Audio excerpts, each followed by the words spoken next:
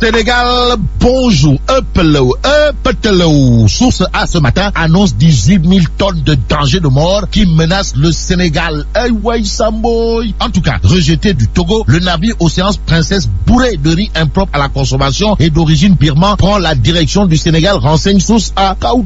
Le journal d'indiquer qu'après le gel de silice retrouvé dans du riz, le Sénégal risque d'être inondé par une cargaison de riz douteux. Allahu Akbar. Pour faire dans le tout cartésien, il y a la tribune qui sur le riz impropre et ou produit localement invoque du chantage d'État sur la plateforme. Dans la forme comme dans le fond, retenons d'après la tribune que le riz brisé importé constitue un déchet alimentaire à polémique. Pour ne pas faire dans la polémique autour du sexe des anges, il y a Sud Quotidien qui revient sur la formation du prochain gouvernement et l'inertie des institutions plus d'un mois après la présidentielle. Pourquoi faire? Eh bien, Sud Quotidien titre Macky cogite le pays en berne. En clair, Sud Quotidien d'expliquer que le président en attente de prestation de serment sur fond de composition imminente de son futur gouvernement, et voilà que toutes les activités des institutions se mettent presque en stand-by au Sénégal. Au Sénégal, Réumi Quotidien informe en effet des attentes de tout un peuple à propos du nouveau gouvernement de Macky II. Gouvernement Macky II, c'est quoi même? Eh bien, le docteur Maurice Soudiegon de l'université Gaston Berger de Saint-Louis n'y voit qu'une histoire de départ au Gaïndé arrivé mouche dans le journal 24 heures. À l'heure actuelle, l'enseignant-chercheur en sciences politiques qui se prononce dans le journal 24 heures sur le futur gouvernement de Macky parle d'un pouvoir fort mais fragile dans la durée. Mais quelle que soit la durée de la nuit, le soleil apparaîtra. Voilà ce qu'il faut retenir en lisant Critique. Le journal au sujet du gouvernement tant attendu nous livre en effet que Macky Sall boucle son casting à Rabat. Ainsi, ministres et DG suspendus au téléphone arabe d'après le journal Critique. Même s'il est dit la critique est aisée mais l'art difficile, l'observateur L'Obs est avec monsieur le ministre en charge de la communication de la présidence de la République, El Hadj Amidou Kassé. Plus que c'est de lui qu'il s'agit, croque les profils des futurs membres du gouvernement. En tout cas, le critère essentiel sera la compétence et surtout l'efficacité selon El Hadj Amidou Kassé dans l'observateur L'Obs. Ça veut dire quoi? Eh bien, ça veut dire que pour El Hadj Amidou Kassé dans l'observateur L'Obs, il n'y aura pas, alors là, pas du tout de ministre Tchouné, voire Telé dans le futur gouvernement. Un membre du gouvernement fait la une du journal La Tribune, Ismaïla Madior Fall, plus que c'est de lui qu'il s'agit, durcit les clauses relatives aux conditions de détention de Khalifa Ababacar Sall. D'où la réaction du très proche de Khalifa Sall, en l'occurrence Moussa Taye, qui dans La Tribune dénonce vigoureusement une tentative d'humiliation de son mentor. Dans Vox Populi, on peut lire député Moussa Taye se défoule complètement sur le ministre de la Justice en déclarant: si votre nomination était liée à l'entreprise de liquidation de Khalifa Sall, alors là, mon vieux,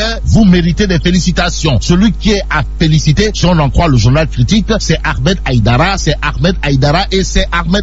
le chef de file du mouvement Guédiawaye La Bok, en tout cas, vient d'être investi pour défaire Aliou Sall de la mairie de Guédiawaye d'après Critique. Et dans l'exclusif, on peut lire les prières adressées à Ahmed Aïdara, à savoir: vous êtes un digne fils du terroir qui mérite la mairie de Guédiawaye. En attendant, terminons avec le quotidien qui s'entretient avec Moustapha Diakhaté, apparemment en mode Pagna Moulengue ou anti-Balaka, voire Seleka. Bon, entretien avec le chef de cabinet du président. Le quotidien indique à sa une Diakhaté sans gants. Pourquoi Diakhaté sans gants? Eh bien, le quotidien souligne les propos de Moustapha Diakhaté alias Magou chinois, à savoir: il faut laisser Khalifa et Karim subir leur peine. Il faut supprimer la grâce présidentielle, l'amnistie et la possibilité pour le président de dissoudre l'Assemblée. Et là, au propos de Moustapha Diakhaté, faut-il dire Euskui ou Tchei? Bon, vive le Sénégal.